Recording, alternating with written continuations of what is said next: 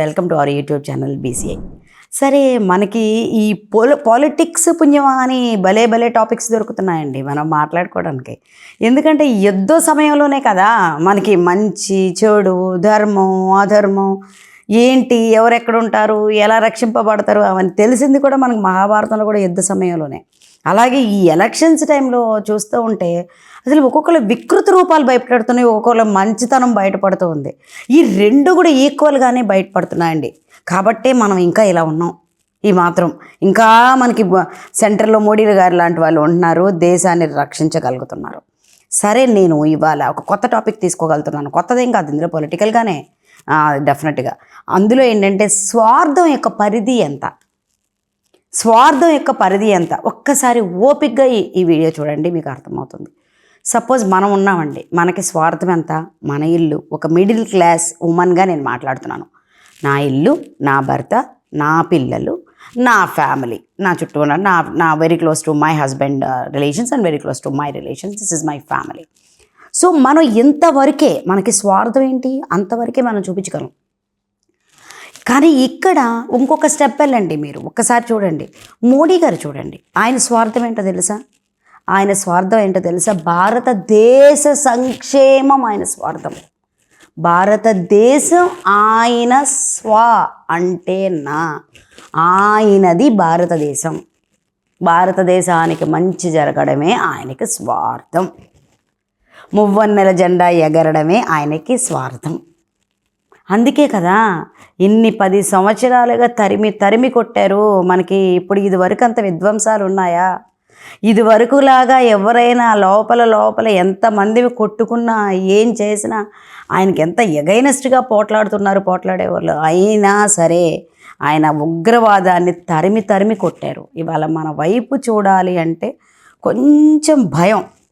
ఇదివరకు రోజుల్లో ఉండేది మన దీంట్లో అండి, మన ఇంటర్నేషనల్ రిలేషన్స్ ఇష్యూస్కి వస్తే మనని మాట్లాడాలి అంటే పెద్ద కన్సిడరబుల్గా ఉండేది కాదు, only basing on the population తప్ప పెద్ద కన్సిడరబుల్. కానీ ఇవాళ మన గురించి ఒక కామెంట్ చెయ్యాలి అని ఇంటర్నేషనల్ సంస్థలకి ఉండాలి అంటే కొంచెం ఎక్కడో ఒక భయం తగులుతుంది, భయం వేస్తుంది. ఎందుకులే వాళ్ళ జోలికి వెళ్ళేది. ఈ సిచ్యువేషన్ ఎక్కడి నుంచి వచ్చిందండి? మోడీ గారి నా దేశం అన్న సిచ్యువేషన్ నుంచే కదా వచ్చింది. సో స్వార్థం యొక్క ఎంత స్కోప్ ఉందో చూడండి. స్వార్థం యొక్క పరిమితి అన్లిమిటెడ్.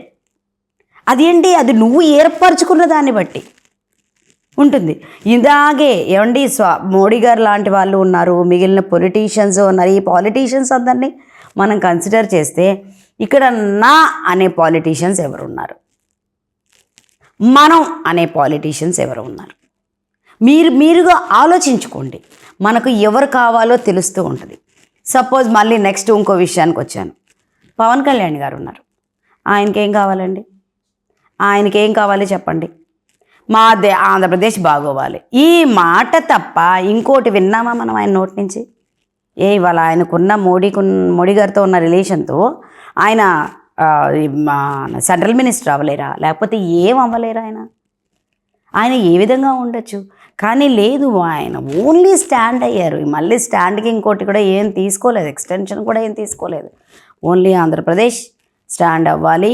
ఆంధ్రప్రదేశ్ నేను పుట్టాను పెరిగాను, ప్రజలు కొంచెం అమాయకంగా ఉంటారు. ఆంధ్రప్రదేశ్లో ప్రజలు కులాల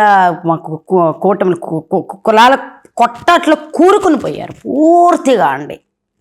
నేను ఒక 20-25 ఇయర్స్గా చూస్తున్నాను. 20-25 ఇయర్స్గా నా జీవితం అంతా ఈ విజయవాడ చుట్టూనే తిరుగుతూ ఉంది. అసలు కులాల తాకిడి ఎంత ఎక్కువగా ఉంటుంది ఇక్కడ అంటే నేను దాన్ని మాట్లాడట్లేదు, మాట్లాడకూడదు కూడా. ఎప్పుడు పోతుందా ఈ కులాల తాకిడి, మనల్ని ఎప్పుడు టచ్ అవ్వకుండా ఉంటుందా అని చాలాసార్లు వేడుకునేదాన్ని అండి నేను 90s నుంచే.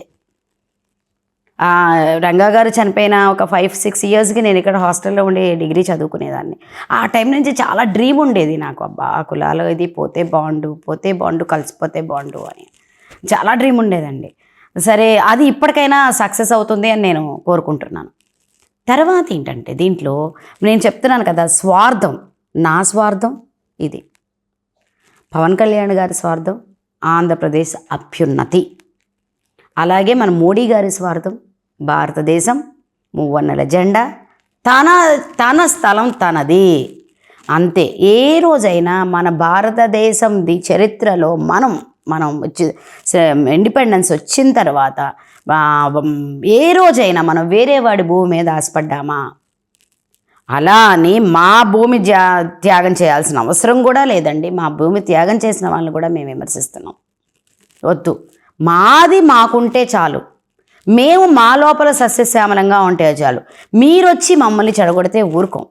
ఇదండి స్వార్థం. ఇది స్వార్థం యొక్క పరిధి. సో మనం ఎంత స్వార్థంగా ఉంటాం? అసలు మనం అంత ఎత్తు ఎదగడమా? మనకు అర్హత ఉందా? మనం అటువంటి మనుషుల్ని విమర్శించే అర్హత, దేశం గురించి, రాష్ట్రం గురించి అరించే అర్హత ఉందా మనకు అసలు? వాళ్ళ ఆలోచనలు ఎక్కడున్నాయి? మనం ఎక్కడున్నాం? మనం పాలింపబడే వాళ్ళ స్టేజ్లో ఉన్నాం. అలా ఉందాం, చక్కగా ఉందాం. ఇంకా అవసరమైనప్పుడు సపోర్ట్ ఇద్దాం, మనము పాలించే స్టేజ్కి ఎదుగుదాం. ముందు మనం మానసికంగా ఎదగాలి. మానసికంగా ఎదగాలి అంటే డెమోక్రసీలో మనం ఎవరిని ఎన్నుకోవాలి, ఎందుకు ఎన్నుకోవాలి అనే విషయం మనకి బాగా తెలిసి ఉండాలి. ఈ 1 వీక్ ఎస్పెషల్లీ నేను పొలిటిక్స్ అనలైజ్ చేయడానికి I'm not a big analyst. నేను ఫేమస్ కూడా కాదు, బిగ్ కూడా కాదు. కాకపోతే ఏంటంటే నా మనసులో ఉన్న భావాన్ని యూట్యూబ్ ద్వారా బయట చెప్పుకోవడానికి నాకు చిన్న అవకాశం దొరికింది, అంతే. ఆ అవకాశాన్ని నేను వినియోగించుకుంటున్నాను. సో అర్థమైంది కదా స్వార్థం యొక్క పరిధి ఎట్లా ఉండొచ్చో. దీన్ని బట్టి మనం ఎంత డెవలప్ చేసుకోవచ్చండి మన పర్సనాలిటీ కానీ, మన ఆలోచన విధాన్ని బ్రాడ్ చేసుకుంటే మనము బ్రాడ్ అవుతాం కదా.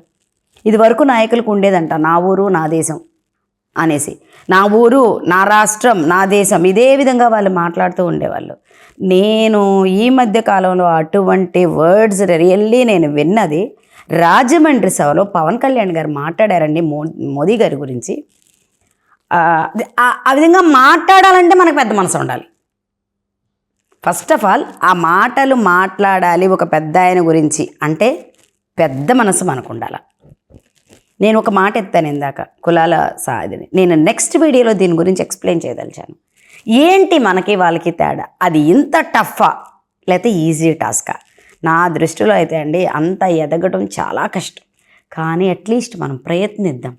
మన ఆలోచనని మనకే వరకు కాకుండా మన బాధ్యతగా ఓటేసి మనం బాధ్యతగా ఎన్నుకొని మన ఆలోచనని మనం బ్రాడ్ చేసుకోవడానికి ప్రయత్నిద్దాం.